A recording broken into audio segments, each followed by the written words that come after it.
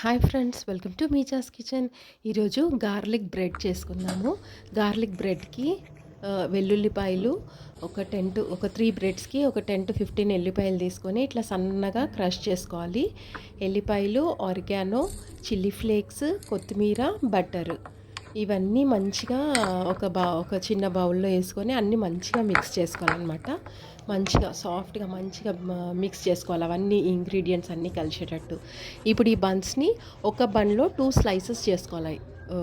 ఇట్లా బన్స్ ఉంటాయి కదా, ఆ బన్స్లో ఒక బన్లో 2 స్లైసెస్. ఈ బన్స్ మీ దగ్గర లేకపోతే నార్మల్గా మనం ఏ బ్రెడ్ అన్నా యూజ్ చేసుకోవచ్చు. గార్లిక్ బ్రెడ్కి చాలా సూపర్ టేస్ట్, ఈ బన్స్తో అయితే చాలా మస్తు టేస్ట్ ఉంటుంది. సో ఈ బ్రెడ్స్తో ట్రై చేయండి ఒకసారి.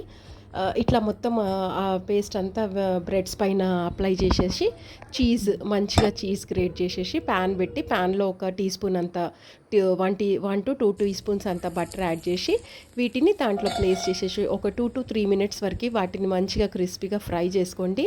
ఆ చీజ్ అంతా మెల్ట్ అయ్యే వరకు. Super garlic bread ready friends. Mayonnaise ఇంకా టమాటో కెచప్తో సర్వ్ చేసుకోండి. సూపర్ అంటే సూపర్, చాలా మంచి టేస్ట్ అయినాయి. ఇవి నేను చేయలేదు, మా అమ్మాయి చేసింది. ఇప్పుడు ట్రై చేస్తుంది కూడా తనే. చాలా సూపర్ టేస్టీ అయినాయి ఫ్రెండ్స్. తప్పకుండా ట్రై చేయండి. Like, share and subscribe to my channel. Thank you.